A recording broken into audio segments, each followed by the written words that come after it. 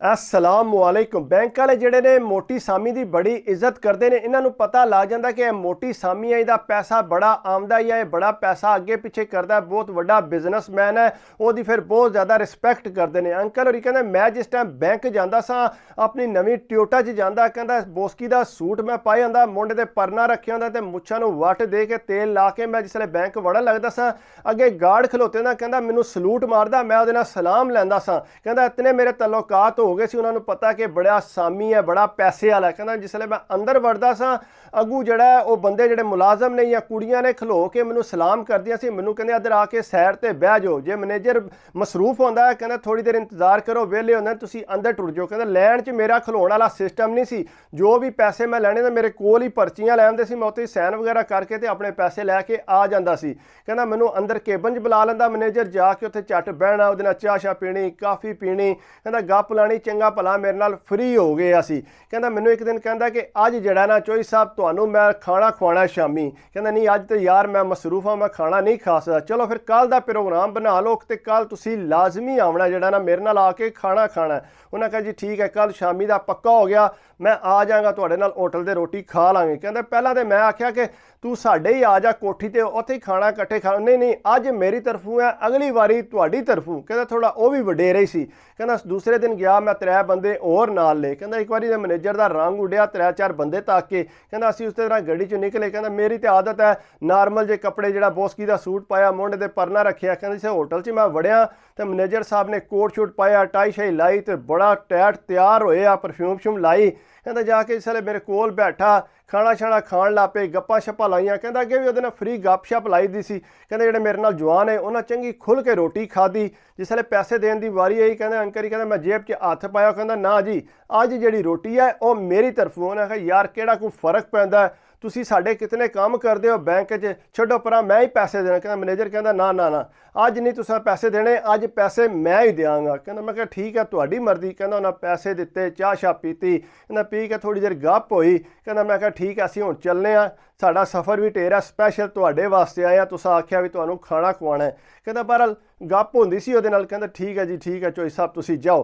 ਕਹਿੰਦਾ ਅਸੀਂ ਗੱਡੀ 'ਚ ਬੈਠੇ ਚੁੱਪ ਕਰਕੇ ਜਿਹੜਾ ਘਰ ਆ ਗਏ। ਕਹਿੰਦਾ ਦੂਸਰੇ ਦਿਨ ਸੁਬਾਹ ਉਹਦਾ ਫੋਨ ਆ ਗਿਆ। ਕਹਿੰਦਾ ਫੋਨ ਕਰਕੇ ਕਹਿੰਦਾ ਸੁਣਾਓ ਚੋਈ ਸਾਹਿਬ ਖਾਣਾ ਠੀਕ ਸੀ, ਵਧੀਆ ਖਾ ਲਿਆ ਸੀ, ਕੀ ਆਖਦੇ ਨੇ ਨਾਲ ਵਾਲੇ ਜਵਾਨ ਠੀਕ ਸੀ? ਕਹਿੰਦਾ ਨਾ ਨਾ ਬੜਾ ਵਧੀਆ ਖਾਣਾ ਖਾਂਦਾ। ਉਹ ਕਹਿੰਦੇ ਜੀ ਬੜਾ ਸਵਾਦੀ ਸੀ। ਕਹਿੰਦਾ ਕਾਫੀ ਦੇਰ ਗੱਪਾਂ ਲਾਉਂਦਾ ਰਿਹਾ, ਮੇਰਾ 1-2 ਕੰਮ ਪੈ ਗਿਆ, ਮੈਂ ਉਹਨੂੰ ਆਖਿਆ ਕਹਿੰਦਾ ਤੁਹਾਨੂੰ ਆਉਣ ਦੀ ਲੋੜ ਕੋਈ ਨਹੀਂ, ਮੈਂ ਆਪੂ ਆ ਜਾਵਾਂਗਾ। ਕਹਿੰਦਾ ਮੇਰੇ ਉੱਥੇ ਕੋਠੀ ਤੇ ਆ ਗਿਆ। ਜਿਸ ਵੇਲੇ ਉਹ ਕੋਠੀ ਤੇ ਤੱਕਿਆ ਤੇ ਕੋਠੀ ਤਿਆਰ ਹੋਣ ਲੱਗੀ ਸੀ, ਅੱਗੇ 2 ਕੋਠੀਆਂ ਜਿਹੜੀਆਂ ਨਾਲ ਉਹ ਤਿਆਰ ਹੋਈਆਂ ਸੀ।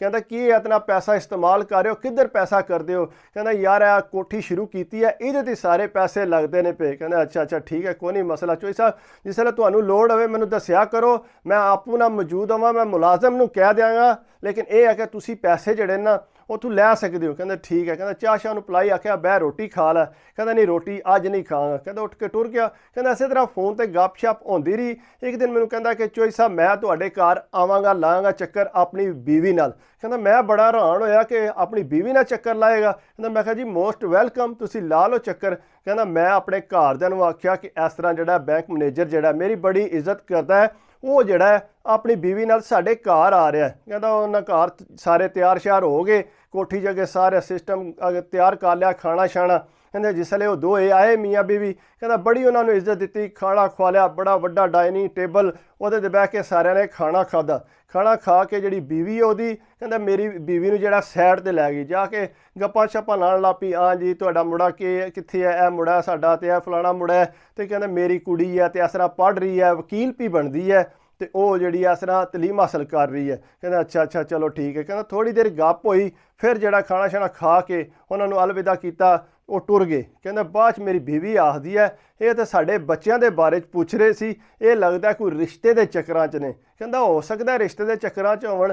ਬਹਰਹਾਲ ਕਹਿੰਦਾ ਮੈਂ ਕੋਈ ਗੱਲਬਾਤ ਇਸ ਤਰ੍ਹਾਂ ਦੀ ਕੋ ਨਾ ਕੀਤੀ। ਕਹਿੰਦਾ ਮੈਨੂੰ ਦੂਜੇ ਦਿਨ ਫੋਨ ਕਰਦਾ, ਕਹਿੰਦਾ ਚੋਈ ਸਾਹਿਬ ਆਵੋ ਨਾ ਆਪਣੀ ਵਾਈਫ ਨਾਲ ਸਾਡੇ ਘਰ। ਕਹਿੰਦਾ ਮੈਂ ਕਿਹਾ ਯਾਰ ਮੈਂ ਤਾਂ ਮਸਰੂਫ ਹੀ ਬੜਾ, ਤੈਨੂੰ ਪਤਾ ਕੋਠੀ ਸ਼ੁਰੂ ਕੀਤੀ ਹੈ, ਮੈਂ ਫਿਲਹਾਲ ਆ ਨਹੀਂ ਸਕਦਾ। ਨਹੀਂ ਚੋਈ ਸਾਹਿਬ ਤੁਸੀਂ ਚੱਕਰ ਲਾਣਾ ਹੀ ਲਾਣਾ ਹੈ, ਤੁਸੀਂ ਲਾਜ਼ਮੀ ਆਪਣੀ ਬੀਵੀ ਨੂੰ ਨਾਲ ਲੈ ਕੇ ਆਓ। ਕਹਿੰਦਾ ਮੈਂ ਕਿਹਾ ਠੀਕ ਹੈ ਯਾਰ ਅੱਜ ਤਾਂ ਨਹੀਂ, 2-3 ਦਿਨ ਬਾਅਦ ਮੈਂ ਤੈਨੂੰ ਕਾਲ ਕਰਾਂਗਾ ਤੇ ਫਿਰ ਮੈਂ ਲਾਂਗਾ। ਠੀਕ ਹੈ ਚੋਈ ਸਾਹਿਬ ਮੈਂ ਤੁਹਾਡਾ ਇੰਤਜ਼ਾਰ ਕਰਾਂਗਾ। ਕਹਿੰਦਾ ਮੈਂ 2-3 ਦਿਨ ਬਾਅਦ ਫਿਰ ਫੋਨ ਕੀਤਾ।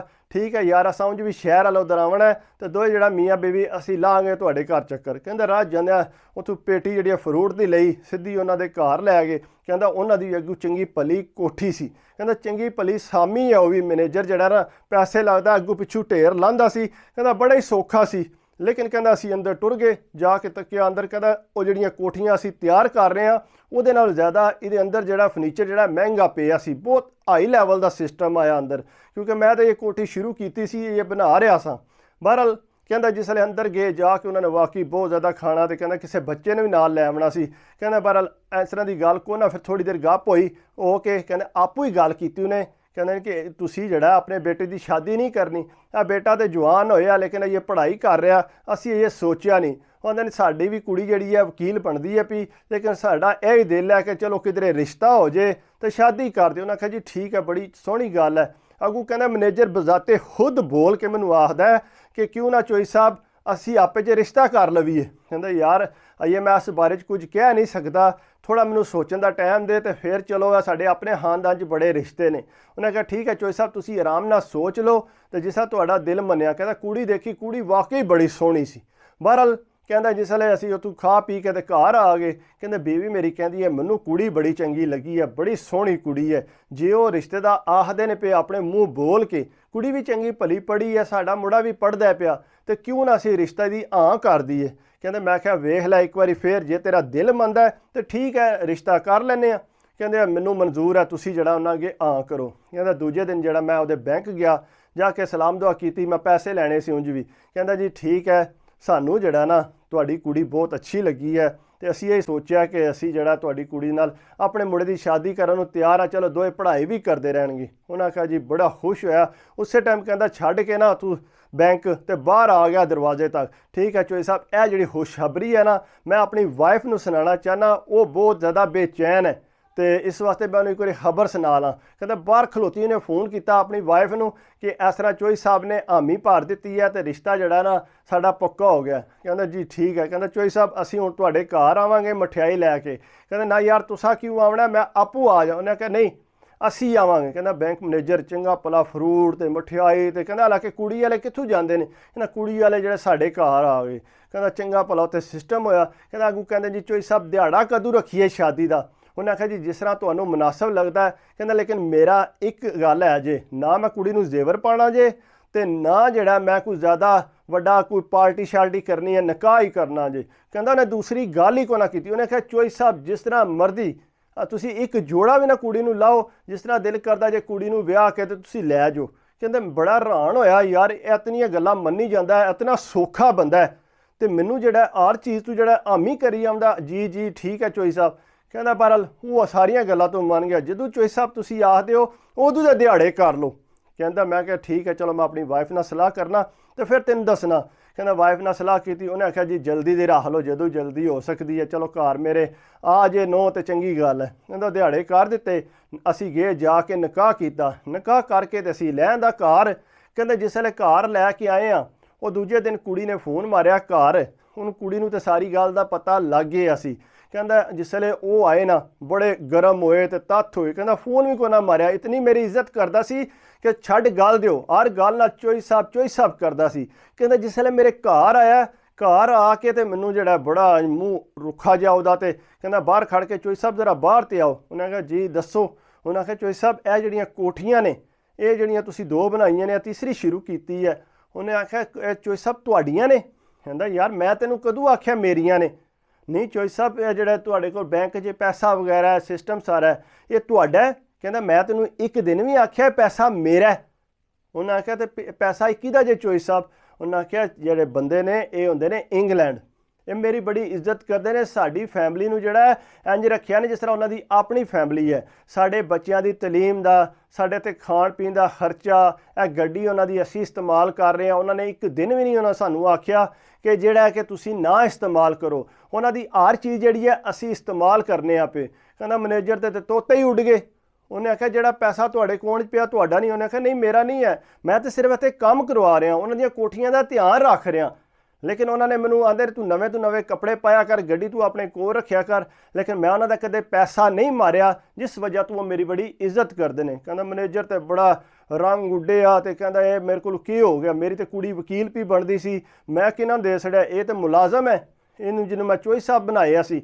ਬਹਰਹਾਲ ਉਹ ਕਹਿੰਦਾ ਨਹੀਂ ਜੀ ਅਸਾਂ ਆਪਣੀ ਕੁੜੀ ਨੂੰ ਨਾ ਤਲਾਕ ਲੈ ਕੇ ਖੜਨਾ। ਕਹਿੰਦਾ ਜਿਸੇ ਮੁੰਡੇ ਜਿਹੜੇ ਬਾਹਰ ਹੁੰਦੇ ਨੇ ਉਹਨਾਂ ਨਾਲ ਗੱਲ ਹੋਈ, ਉਹ ਕਹਿੰਦੇ ਯਾਰ ਇੰਜ ਕਿਉਂ ਕਰਨੇ ਪਿਆ। ਉਹਨੇ ਫੋਨ ਕੀਤਾ ਮੈਨੇਜਰ ਨੂੰ, ਉਹਨੇ ਕਿਹਾ ਗੱਲ ਸੁਣ ਤੂੰ ਜੇ ਇਸ ਤਰ੍ਹਾਂ ਕੀਤਾ ਨਾ ਅਸੀਂ ਆਪਣਾ ਅਕਾਊਂਟ ਜਿਹੜਾ ਨਾ ਤੇਰੀ ਸ਼ਿਕਾਇਤ ਲਾ ਕੇ ਤੇ ਜਿਹੜਾ ਦੂਸਰੇ ਬੈਂਕ 'ਚ ਲੈ ਜਾਵਾਂਗੇ, ਜਿਤਨਾ ਸਾਡਾ ਕਰੋਨਾ ਦੇ ਹਿਸਾਬ ਤੇ ਆਮਦਾ ਪਿਆ। ਬਾਕੀ ਇਹ ਗੱਲ ਹੈ ਕਿ ਇਹ ਵੀ ਸਾਡਾ ਪੁੱਤਰ ਹੈ ਤੇ ਚੋਈ ਸਾਹਿਬ ਜਿਹੜੇ ਨੇ ਉਹਨਾਂ ਦੀ ਮੈਂ ਬੜੀ ਇੱਜ਼ਤ ਕਰਨਾ ਤੇ ਜੋ ਆਖਣਗੇ ਅਗਰ ਉਹ ਚਾਹਣ ਤਾਂ ਇੱਕ ਕੋਠੀ ਵੀ ਉਹਨਾਂ ਦੇ ਨਾਲ ਲਵਾ ਦਿਆਂਗਾ, ਮੈਨੂੰ ਕੋਈ ਟੈਨਸ਼ਨ ਨਹੀਂ। ਕਹਿੰਦਾ ਬਹਰਹਾਲ ਉਹਨਾਂ ਨੇ ਆਖਰ ਤੇ ਇਹ ਸੋਚਿਆ ਕਿ ਹੁਣ ਕੁੜੀ ਨੂੰ ਤਲਾਕ ਕਿਉਂ ਦਵਾਣੀ ਹੈ। ਕਹਿੰਦਾ ਪਰ ਤਲਾਕ ਕੋਨਾ ਨਾ ਦਵਾਇਓ। ਫਿਰ ਇਹ ਹੈ ਕਿ ਕੁੜੀ ਜਿਹੜੀ ਹੈ ਚੋਈ ਸਾਹਿਬ ਦੇ ਘਰ ਰਹਿਣ ਲੱਗ ਪਈ। ਕਹਿੰਦਾ ਆਪੂ ਅੰਦਰੋਂ ਬੜਾ ਸ਼ਰਮਿੰਦਾ ਸੀ ਕਿ ਮੈਂ ਤੇ ਕੀਤੀ ਸੀ ਲਾਲਚ ਕਰਕੇ ਜਿਹੜਾ ਆਪਣੀ ਕੁੜੀ ਜਿਹੜੀ ਹੈ ਇਹਨਾਂ ਨੂੰ ਦਿੱਤੀ ਸੀ ਕਿ ਬੜਾ ਸੌਖਾ ਕਰੋੜਾਂ ਦੇ ਹਿਸਾਬ ਤੇ ਇਹਦਾ ਪੈਸਾ ਹੈ, ਲੇਕਿਨ ਮੈਨੂੰ ਇਹ ਤਾਂ ਨਹੀਂ ਸੀ ਪਤਾ ਕਿ ਇਹ ਪੈਸਾ ਸਾਰਾ ਜਿਹੜਾ ਇਹਦਾ ਆਪਣਾ ਨਹੀਂ ਹੈ, ਕਿਸੇ ਦੇ ਕੰਮ ਕਰਵਾ ਰਿਹਾ ਤੇ ਕਿਸੇ ਦੇ ਸਿਰ ਤੇ ਇੱਥੇ ਰਹਿ ਰਿਹਾ। ਇਸ ਵਾਸਤੇ ਜਿਹੜੀ ਕਈ ਵਾਰੀ ਲਾਲਚ ਹੁੰਦੀ ਹੈ ਨਾ, ਉਹ ਲਾਲਚ ਜਿਹੜੀ ਹੈ ਬਹੁਤ ਜ਼ਿਆਦਾ ਤੁਹਾਨੂੰ ਨੁਕਸਾਨ ਵੀ ਪਹੁੰਚਾ ਸਕਦੀ ਹੈ। ਕੋਸ਼ਿਸ਼ ਕਰਿਆ ਕਰੋ ਲਾਲਚ ਨਾ ਕਰਿਆ ਕਰੋ, ਆਪਣੇ ਬੱਚਿਆਂ ਦੇ ਅੱਛੇ ਫੈਸਲੇ ਕਰਿਆ ਕਰੋ। ਅਗਰ ਮੇਰੀ ਵੀਡੀਓ ਅੱਛੀ ਲੱਗੀ ਹੋਵੇ ਤਾਂ ਮੈਂ ਹਮੇਸ਼ਾ ਕਹਿਣਾ ਲਾਈਕ ਕਰਿਆ ਕਰੋ, ਕਮੈਂਟਸ ਕਰਿਆ ਕਰੋ, ਸਬਸਕ੍ਰਾਈਬ ਕਰ ਦਿਓ ਤੇ ਦਿਲ ਖੁਸ਼ ਹੁੰਦਾ। ਬਾਕੀ ਦੁਆਵਾਂ 'ਚ ਯਾਦ ਰੱਖਿਆ ਕਰੋ, ਕੋਈ ਛੋਟੀ ਮੋਟੀ ਗਲਤੀ ਹੋ ਜੇ ਮੈਂ ਹਮੇਸ਼ਾ ਹੀ ਕਹਿਣਾ ਕਿ ਪ੍ਰੋਫੈਸ਼ਨਲੀ ਮੈਂ ਕੋਸ਼ਿਸ਼ ਕਰਨਾ ਤੁਹਾਡੇ ਵਾਸਤੇ ਅੱਛੀ ਵੀਡੀਓ ਬਣਾ। ਦੁਆਵਾਂ 'ਚ ਯਾਦ ਰੱਖਿਓ, ਆਪਣੀ ਸਿਹਤ ਦਾ ਖਿਆਲ ਰੱਖਿਓ। ਅੱਲਾ ਹਾਫਿਜ਼।